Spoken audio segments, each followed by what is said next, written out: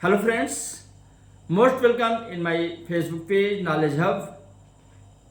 दोस्तों, हम लोग कंटिन्यू किसी न किसी पॉलिटिकल मैटर को लेकर के हम लोग एनालिसिस कर रहे हैं और आज हम लोग देखेंगे कि जो 1977 में पहली बार भारत में बहुत बड़ा चेंज हुआ था।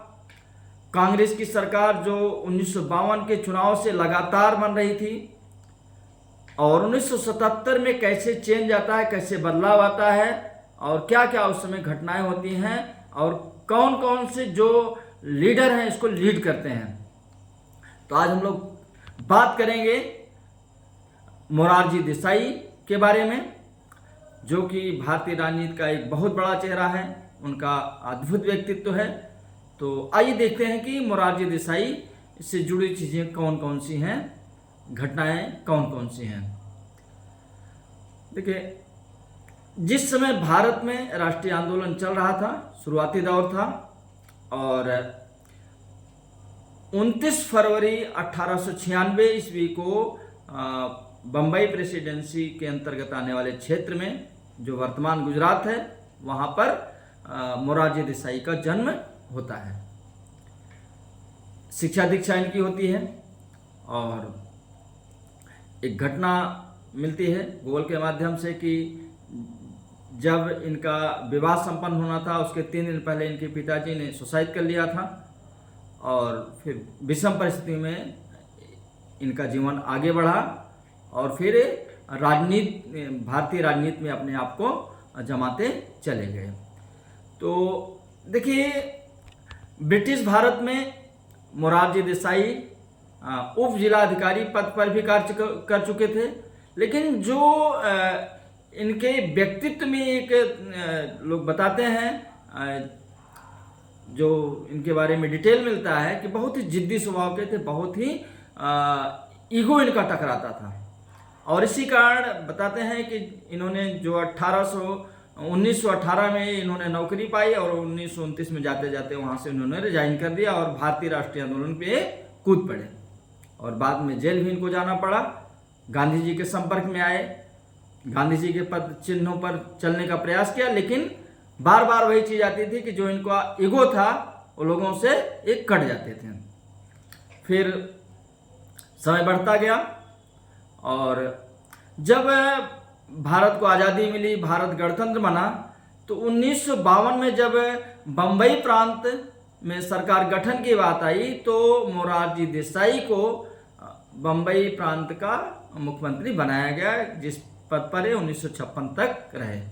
1957 में सूरत लोकसभा से चुनाव लड़ते हैं कांग्रेस से और फिर नेहरू मंत्रिमंडल में वित्त मंत्री बनते हैं और 1962 में फिर उसी पद को रिपीट करते हैं और इनके अंदर एक महत्वाकांक्षा थी कि मेरे अंदर भी वो क्षमता है कि मैं भी आगे चल करके प्रधानमंत्री बन सकता हूँ। और ये चीज़ उभर करके तब सामने आई जब 27 मई 1964 को तत्कालीन जो प्रधानमंत्री थे पंडित जवाहरलाल नेहरू, उनकी डेथ होती है और नए नेता चुनने की बात आती है। तो उस समय मोरारजी देसाई का भी नाम उभर करके सामने आता है, जबकि गुलजारीलाल नंदा जी उस समय हैं, इनसे सीनियर लीडर, कई सीनियर लीडर हैं, लेकिन इनके मन में आता है कि नहीं, मेरे अंदर वो क्षमता है, इसलिए मुझको प्रधानमंत्री पद के लिए आगे लाना चाहिए पार्टी को। लेकिन ऐसा होता नहीं है। लाल बहादुर शास्त्री जी को नेता बनाया जाता है, वो देश के प्रधानमंत्री बनते हैं, लेकिन वो दुर्भाग्यवश 18 महीने में ही उनकी भी डेथ हो जाती है।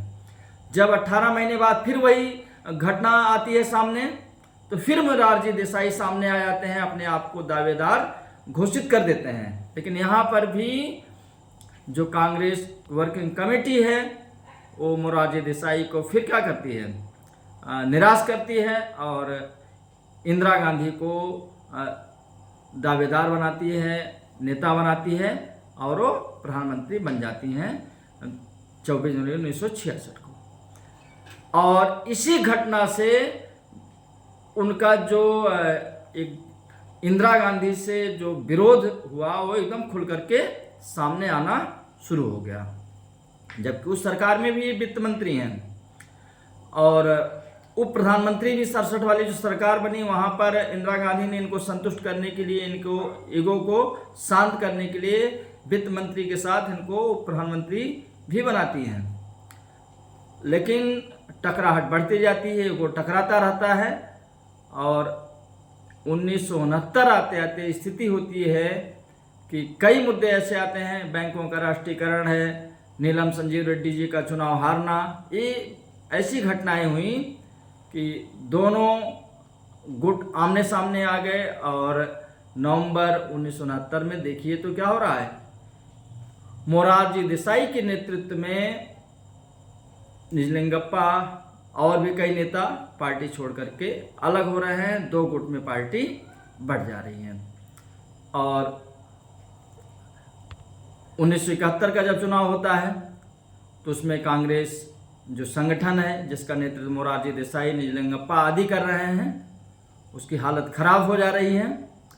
लेकिन अभी मोरारजी देसाई को लग रहा है कि मैं आगे चल करके प्रधानमंत्री बन सकता हूँ, मैं इंदिरा गांधी को हरा सकता हूँ, कांग्रेस को हरा सकता हूँ। और इस ढंग से आगे चलता रहता है। और 71 में ही एक मोर्चा बनाने की कोशिश मोरारजी देसाई के द्वारा की जाती है। पहले मैंने इस पे चर्चा किया है, जिसमें सोशलिस्ट पार्टी, भारतीय जनसंघ, संयुक्त, ये सब पार्टियां साथ आ रही थी। और जब 1975 का दौर आता है, इमरजेंसी लगती है, तो मोरारजी देसाई को भी उन सब चीज़ों को भुगतना पड़ता है जो अन्य विरोधी नेता भुगत रहे, जेल जाना पड़ा। और अब धीरे धीरे वो समय आ जाता है कि जब 16 से 20 फरवरी 1977 में लोकसभा चुनाव होता है। और उसी समय जो भी विपक्षी दल हैं, चाहे वो मोरारजी देसाई का कांग्रेस संगठन हो, चाहे वो सोशलिस्ट पार्टी, जॉर्ज फर्नांडिस, राजनारायण का जो गुट है, अटल बिहारी वाजपेयी, लाल कृष्ण आडवाणी वाला जो गुट है, वो अखिल भारतीय जनसंघ, सोशल और भारतीय लोकदल, चौधरी चरण सिंह, जयप्रकाश नारायण, बहुत सारे ऐसे नेता हैं कि अब क्या हो रहा है कि एक उनको ये महसूस हो रहा है कि अब ऐसी परिस्थितियां बन चुकी हैं कि जो जनता है कांग्रेस सरकार के खिलाफ जा चुकी है, इंदिरा गांधी के खिलाफ जा चुकी है। और अब मौका अच्छा है, स्वर्णिम अवसर है कि हम प्रधानमंत्री अब बन सकते हैं। चुनाव होता है, चुनाव में 295 सीटें आती हैं, जो एक जनता मोर्चा था या जनता पार्टी थी। अभी पार्टी मैं बताया केंद्रीय निर्वाचन आयोग ने उसको मान्यता नहीं दिया था। जो भारतीय लोकदल था उसी के चुनाव चिन्ह पर चुनाव लड़ा गया था। 295 लोग जीत करके आते हैं, स्पष्ट बहुमत मिलता है। लेकिन यहाँ पर भी क्या हो रहा है, देखिए अभी भी जो विषम परिस्थितियां हैं, जो विवाद है, जो राह में क्या कहते हैं कंकड़, वो मोरारजी देसाई का साथ नहीं छोड़ रहे हैं। पहले जब 64 में प्रयास किए तब भी बात नहीं बनी, 1966 में बात आई तब भी नहीं बनी, और लगातार विवाद की स्थिति में बनी रही। 77 में स्पष्ट बहुमत के बावजूद मोरारजी देसाई प्रधानमंत्री बनते दिखाई नहीं पड़ रहे हैं। उनके सामने भी चौधरी चरण सिंह और बाबू जगजीवन राम, दो चेहरे ऐसे आ जा रहे हैं जो रोड़ा अटका रहे हैं। प्रधानमंत्री बनना उनके लिए आसान नहीं है। लेकिन यहाँ जो आचार्य कृपलानी हैं, जयप्रकाश नारायण जो जेपी आंदोलन के कर्ता धर्ता थे, उनके जो संबंध, पुराने संबंध थे, वो काम आए। और लीग से हट करके, जो व्यवस्था थी उससे हट करके मोरारजी देसाई को संसदीय दल का नेता चुना गया। और वो 24 मार्च 1977 को देश के प्रधानमंत्री बनने में सफल हुए। जो उन्होंने 67 वर्ष की अवस्था से प्रयास करना शुरू किया, 13 साल के वनवास के बाद, राजनीतिक वनवास के बाद उनको क्या हुआ, अब जाकर के 81 वर्ष की अवस्था में उनको ये पद मिल रहा है। और लेकिन ये पद भी जो मिला उनको, वहाँ की राह उनके लिए आसान नहीं थी, क्योंकि बहुत सारे दावेदार थे।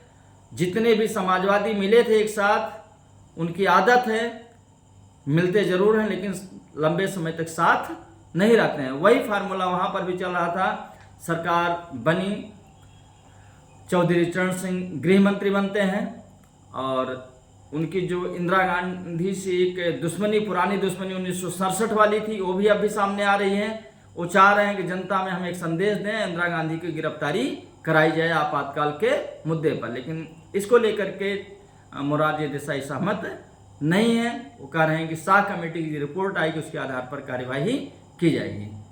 और कई और ऐसे मुद्दे थे जिसमें मोरारजी देसाई और चौधरी चरण सिंह आमने सामने आ जाते हैं।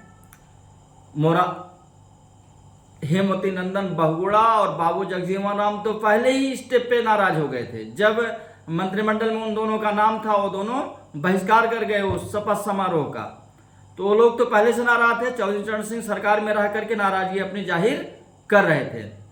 और इसी मुद्दे को लेकर के, इंदिरा गांधी के मुद्दे को लेकर के उन्होंने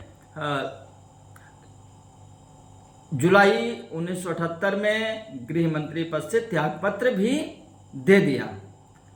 और फिर बड़ी मान मनोबल के बाद वो दिसंबर 1978 में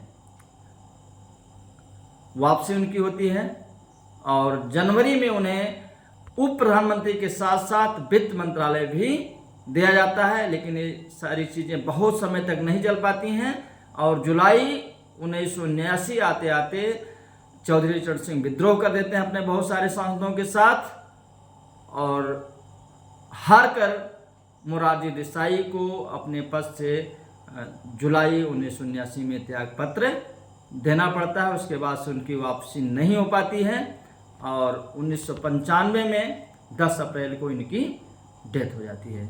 और देखिए, भारत सरकार ने बाद में इनको भारत रत्न भी दिया।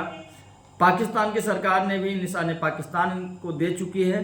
तो बहुत ही सम्मानित राजनेता थे।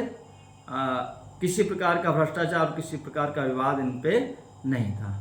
बस आज इतना ही, फिर किसी और राजनीतिक व्यक्तित्व के बारे में हम लोग चर्चा करेंगे। Thank you.